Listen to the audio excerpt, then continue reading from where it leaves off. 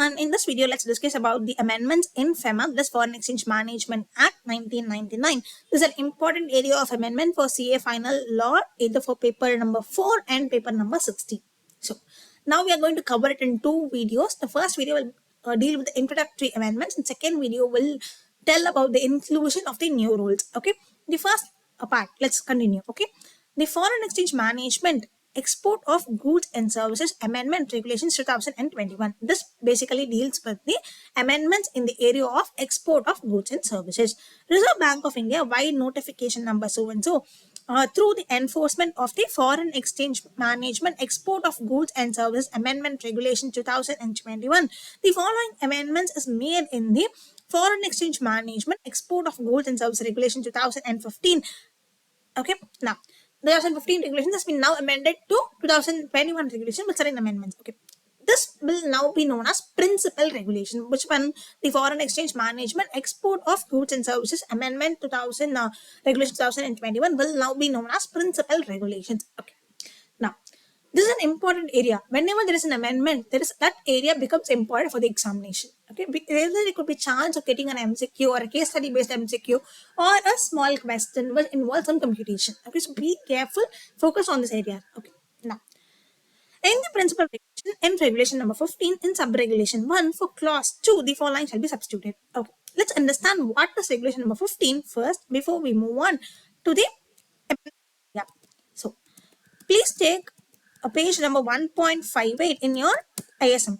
Okay, so regulation number 15, it dealt with advance payment against export. Advance payment against export, which means where an exporter receives an advance payment from a buyer or a third party named in the export declaration made by the exporter outside India, the exporter shall be under an obligation to ensure that the shipment of the goods is made within 1 year from the date of receipt of advance payment. The rate of interest, if any, payable on the advance payment does not exceed the rate of interest LIBOR plus 100 basis point, and the documents covering the shipment are routed through the authorized dealer through whom the advance payment is received. We have 3 points there. What were they? The shipment should be made within 1 year from the date of receipt of advance, and then rate of interest LIBOR plus 100 basis point should not exceed LIBOR plus 100 basis point, and then the document should be routed with the authorized dealer. Now, there is an amendment in the point number 2 with respect to rate of interest. There is no change in the basis point, but there is a change in the reference rate. Now, let's read it. The rate of interest, if any, payable on the advance payment shall not exceed 100 basis point cleared above the LIBOR or other applicable benchmark as may be directed by the Reserve Bank of India, as the case may be. Now, this word has been added.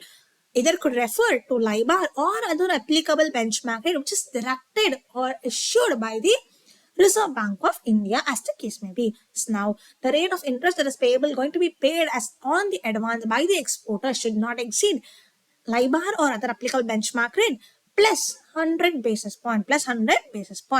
Now, one amendment is covered. The next amendment, external commercial borrowings changes due to LIBOR transition. There is a transition from LIBOR to other reference rate. Now, in this regard, what are the amendments that are to be made in external commercial borrowings that we are going to discuss now?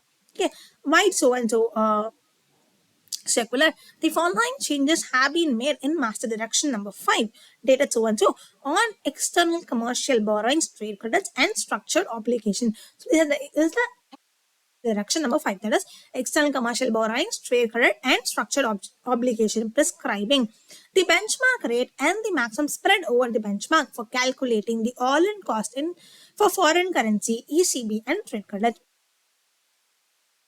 Commercial borrowings and trade credits. We are going to compute the all-in cost. For that, we need some reference rate. For that, we are going to ask what is the benchmark rate and the spread. Okay, there is amendment in the benchmark rate and the spread area. Now, let's go on to page number 1.34 in your current IS. Okay, in that you will find point number 6. Okay, it has been mentioned that all-in cost ceiling per annum would be benchmark rate plus 450 basis point spread for external commercial borrowings, foreign currency, right? So this benchmark rate here would mean 6 months LIBOR. Okay, 6 months LIBOR or any 6 months interbank interest rate. Okay. Now, here. So now this has been changed. to what it has been changed, redefining the benchmark. Let's read it again. Currently, the benchmark rate is defined as the benchmark rate in case of foreign currency ECB or TC refers to 6 months LIBOR rate of different currencies or any other 6 months interbank rate as applicable to the currency of borrowing. Now, benchmark rate is in case of foreign currency ECB or TC shall refer to any widely accepted interbank rate or alternative reference rate of 6-month tenor applicable to the currency borrowing. See the words here. There is no LIBOR here now. Okay. Now it has been changed to or redrafted to any widely accepted interbank rate. Any widely accepted interbank rate. Or instead of LIBOR, we have got the term called alternative reference rate. Alternative reference rate. Tenor remains the same. And the currency of borrowing remains the same. Okay. See, tenor is again 6 months, and the currency would be the currency of borrowing and not the home currency. It is the currency in which I am going to borrow. This currency of borrowing. Clear? Let's repeat it again. Benchmark rate in the case of foreign currency ECB or trade credit shall refer to any widely accepted interbank rate or alternative reference rate of 6 months tenor applicable to the currency of borrowing. Now, okay, benchmark rate has now changed. What is other change in the all-in cost? We have mentioned that there is change in spread, right? Now, what is the change in spread? For the purpose of computation of all-in cost ceiling for new ECB, let's make it into two parts. One is for new ECB and credit cards, and another one is for ECB and credit cards.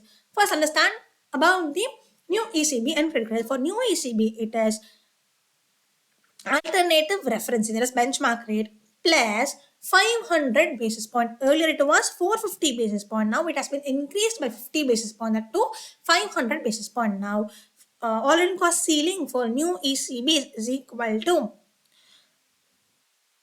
benchmark rate, that is ARR plus 500 basis point, and for new trade credit it will be ARR plus 300 basis point. This is to take into account the differences due to credit risk and the term premium between the LIBOR and the alternative reference rate. Alternative reference rate.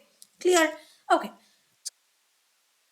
Existing ECB and trade credits, there is again a clarification which has been provided via the circular that you can make some one-time adjustment. You can make some one-time adjustment which states that there is a revision upwards by 100 basis point. There is a revision upwards by 100 basis point. For new ECB, it was revision upwards by 50 basis point, and for existing ECB, it is a new revision upwards by 100 basis point, which states that for foreign currency ECB, which is existing, you have to take the rate as ARR plus 550 basis point. ARR plus 550 basis point, and that is a ceiling. Okay, all-in cost ceiling. And for existing TCs, you will get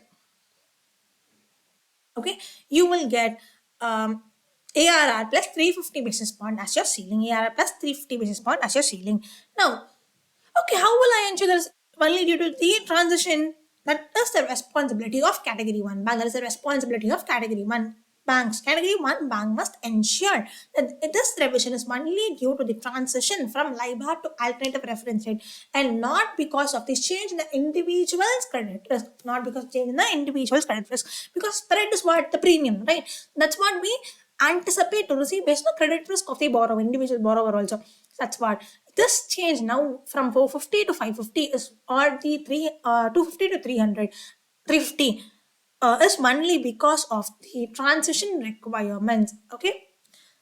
So the other areas regarding to the inclusion of new rules will be discussed in the next video. Please stay tuned and do subscribe if you're first time seeing this video, and do hit the like button and share with your friends. And yeah, hello, bye bye. Thank you.